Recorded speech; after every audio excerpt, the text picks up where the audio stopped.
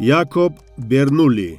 Якоб Бернулли математики швейцарӣ яке аз асосгузорони назарияи эҳтимолият ва таҳлили математикӣ мебошад. ӯ 6 январи соли 1655 дар Базел дар оилаи дорусози муваффақ Николай Бернулли ба дунё омадааст.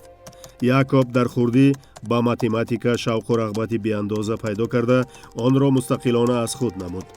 ӯ донандаи 5 забон аз ҷумла фаронсавӣ, итолиёвӣ, англисӣ, лотинӣ, юнонӣ буда, соли 1671 дараҷаи илмии магистри фалсафаро касб намуд.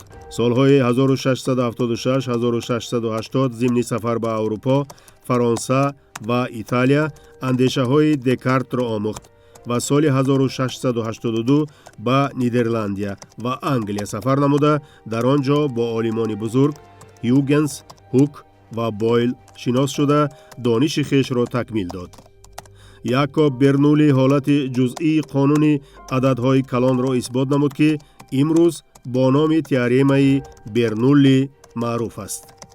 ӯ бо омӯзиши ҳисоби дифференсиалӣ ва интегралӣ машҳур гардид ва дар рушди таҳлил, геометрияи аналитикӣ ва ҳисоби вариатсионӣ саҳми калон гузошт.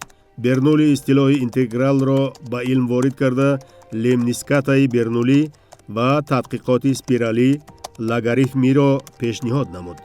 дар таҳқиқоти фоизи мураккаб ҳадди ифодаи ирратсионалӣ ва асоси логарифмҳои табииро муайян кард.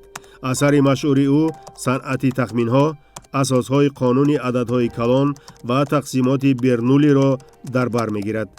ба ифтихори ӯ кратере дар моҳ номгузорӣ шудааст. Якоб Бернулли 16 августи соли 1705 дар Базел аз дунё даргузашт.